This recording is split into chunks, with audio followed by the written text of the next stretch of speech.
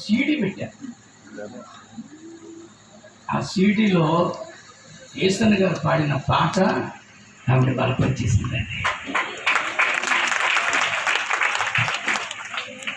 ఆ పాట ఆవిడ ఇంకా కారాపండం ఆపేసిన తర్వాత మళ్ళీ పెట్టండి. ఆ పాట మళ్ళీ పెట్టాను. మీరు నమ్మరు, మా కాకినాడ నుంచి మేము వెళ్ళే సేవకి ఒక 20 కిలోమీటర్ల దూరంలో 4 సార్లు వెళ్ళాం. వాళ్ళ నాన్నగారి స్మారకోటంలో ఆ పాట పడేసిందండి. నిజంగా అలాంటి మహానుభావులు రాసిన పాటలు ఎంతోమందికి ఈరోజుకి స్టీవెన్సన్ పాటలు ఎంతమందిని మార్చేయో నాకు తెలుసు. సిగరెట్ కాల్చుకుంటూ బండి ముందు కూర్చొని బడ్డీ దగ్గర కూర్చొని కాలుస్తూ ఉండగా పాట వినపడుతుంది. పాట వింటూ ఉండగా ఆ పాట కదిలించి సిగరెట్ కింద పడేసేదండి.